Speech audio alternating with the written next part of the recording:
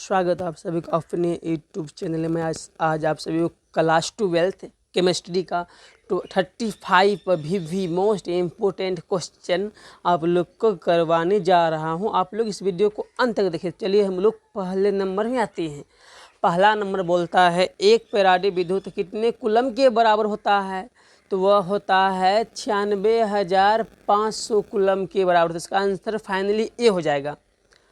अब अगला क्वेश्चन है कि लोहे का अयस्क क्या होता है? ठीक है, मैग्नेटाइट, ठीक है, मैग्नेटाइट, सिडेराइट, हेमेटाइट, सभी। इसका आंसर सभी हो जाएगा, तीनों होता है। ठीक है, तो अगला देखना है हम लोग को कि अगला क्या बोलता है। अल्कोहल बनने में एल्केन से एक हाइड्रोजन को किस ग्रुप द्वारा प्रतिस्थापित किया जाता है? मतलब हटा दिया जाता है। और देखिए जब एल्कोहल है ना, सिंपली इसका हाइड्रोक्सिल ग्रुप होगा। इसका आंसर मेरा ए हो जाएगा फाइनली, ए। संक्रमण तत्वों को और भी नाम से जाना जाता है, उसे जानते हैं डी ब्लॉक एलिमेंट से। इसका आंसर फाइनली सी होगा। आगे देखिए, आगे है मेरा कार्बोहाइड्रेट को जलांशित होकर 3 से लेकर 10 मोनोसेकेराइड इकाई प्रदान करते हैं, उसे कहा जाता है ओलिगोसेकेराइड। उसे ओलिगोसेकेराइड। फाइनली आंसर उसका सी हो जाएगा। अब देखिए छठा, बुना एन तथा बुना एस है, वो मेरा है संश्लेषित रबर। संश्लेषित रबर, इसका आंसर बी हो जाएगा। तब हम लोग आगे बढ़ते हैं आगे। अब देखिए 7वां नंबर क्वेश्चन क्या कहता है। पेट में अत्यधिक अम्ल बनने से रोका जाता है, कौन? इसका हो जाएगा प्रति अम्ल। Finally answer A. CH3COOH का IUPAC नेम, मतलब IUPAC नेम बताना है। ठीक है, देखिए इसका ट्रिक, जब देखिए 2 सी है ना, एक सी शुरू में है, एक सी बीच में है। तो देखिए 2 सी, अगर मेथ एथ, इसका फाइनल आंसर क्या होगा? एथ, मतलब एथ से एथनोइक हो जाएगा। इसका आंसर बी हो जाएगा। आगे देखिए सुक्रोज का सूत्र होता है क्या? C12H22O11। इसका देखिए C12H22O11, जो कि चीनी का भी सूत्र होता है। तो इसका फाइनली आंसर बी हो जाएगा। आगे देखिए CH3CH2NH2 को कहा जाता है एथाइल एमीन, कहा जाता है एथाइल एमीन। इसका आंसर ए हो जाएगा। तो आगे देखिए आवर्त सारणी के ग्रुप एक के तत्वों को जाना जाता है, उसे बोलते हैं क्षारीय धातु। उसे बोलते हैं क्या? क्षारीय धातु।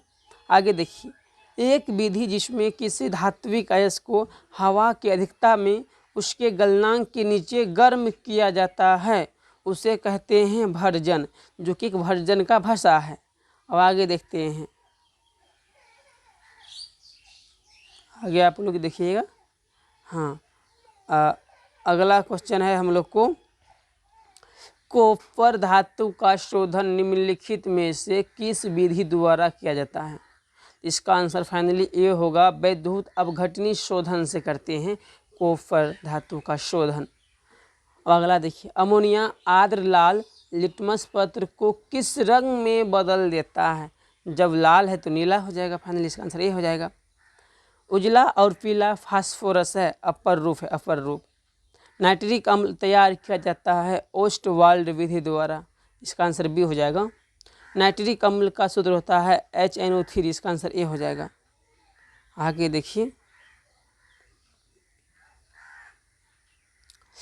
K4 × Fe × CN6 में Fe का ऑक्सीकरण संख्या, तो इसी के बोलते हैं ऑक्सीडेशन नंबर बोलते हैं। तो इसका आंसर हो जाएगा +2। ठीक है, निकालने का नियम होता है। आप लोग को उस ऑक्सीडेशन कैसे निकालते हैं उसका लिंक वीडियो के डिस्क्रिप्शन में आप लोग को मिल जाएगा। आगे देखिए PCl5 एक है, क्या है? ऑक्सीकारक है भैया, ऑक्सीकारक। PCl5 एक क्या है? ऑक्सीकारक है। तो आगे देखिए हम लोग 19 पहुँच गए हैं। अब आते हैं 20। आगे देखिए K3FeCN6 एक है, क्या है, एक है उपसंयोजक यौगिक है, इसका आंसर बी हो जाएगा। K3FeCN6 एक है तो उपसंयोजक यौगिक है। अगला देखिए NH3 में N का संकरण होता है sp3, ठीक है सब, उसी नियम से निकाला जाता है जिस नियम से ऑक्सीकरण संख्या निकालते हैं। आगे देखिए ओलियम में H2SO4 के साथ और कौन सा अवयव उपस्थित होता है। H2SO4 फिर होगा SO3 हो जाएगा, जो कि होता है H2S, ठीक है, SO7 ऐसे होता है सूत्र में, ठीक है, H2H2O7। यहाँ पर जो ना आधा लिख दिया छोड़ दिया है, तो बोलता है ओलियम का बताओ सूत्र, तो ओलियम का होता है H2S2O7। अब बताइए इसमें मेरा ऑब्जेक्टिव कौन होगा, इसका तो मेरा बी आंसर होगा, क्योंकि देखिए यहाँ पर पहले से यहाँ पर जो है ना पहले से H2SO4 था, तो यहाँ पर O7 होना चाहिए और S2 होना चाहिए, तो इस 4 में कितना देगा तो पूर जाएगा 7, तो 3 वाला ही चुनेगा ना, तो इसका आंसर भी हो जाएगा। निम्नलिखित में से कौन सी गैस जल पर एकत्र नहीं की जा सकती है, तो SO2 को जो है ना जल पर एकत्रित नहीं किया जा सकता है। आगे देखिए निम्नलिखित में कौन सी गैस एकल परमाणुविक है, तो हीलियम भाई एकल परमाणुविक है। आगे देखिए नाइट्रोजन और ऑक्सीजन है अधातु है, नाइट्रोजन और ऑक्सीजन है अधातु, मान लो ना कि NO, N से नाइट्रोजन और O से ऑक्सीजन, ये मेरा क्या हुआ अधातु। आगे देखिए कि पॉलीथीन एक बहुलक है एथीन का, ठीक है, इथीन का पॉलीथीन एक बहुलक है, आंसर बी। ज्वर को कम करने के लिए उपयोग दवा को कहते हैं ज्वरनाशी, ज्वर को कम करेगा ज्वरनाशी कहलाएगा।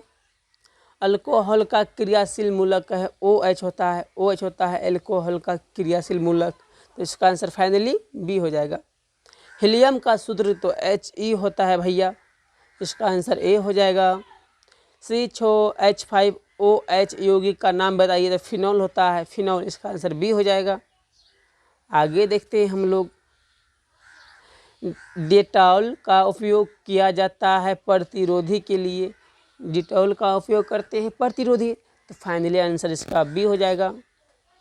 H2SO4 एक है द्विभाषमिक अम्ल है, H2SO4 एक द्विभाषमिक अम्ल है भैया।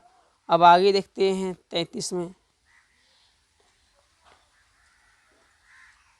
आगे देखिए CH4 में सिग्मा बंधों की संख्या, ठीक है, सिग्मा बंधों की संख्या होता है 4, सिग्मा बंध जैसे मान लीजिए सी कै गो है, एगो सी है, H कै गो है 4 गो, तो एगो यहाँ एगो यहाँ एगो यहाँ एगो यहाँ लिख लिए ना।